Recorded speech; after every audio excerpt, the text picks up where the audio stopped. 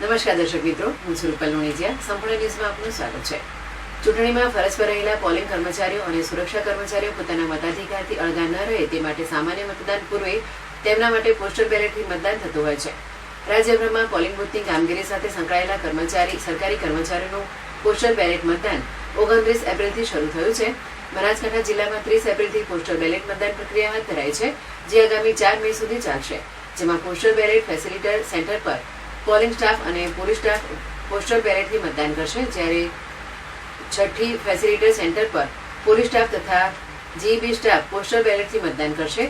Postal ballot મતદાન પ્રક્રિયાનો 30મી એપ્રિલથી પ્રારંભ થતાં આજરોજ 12 પાલનપુર મતદાર વિભાગ માટે પોસ્ટલ બેલેટ ફેસિલિટેશન સેન્ટર સરકારી ઇજનેર કોલેજ જગાડા ખાતે મતદાન પ્રક્રિયા હાથ ધરાઈ હતી, જેમાં પોલિંગ અને પોલીસ સ્ટાફ દ્વારા પોસ્ટલ બેલેટથી મતદાન કરવામાં આવ્યું હતું.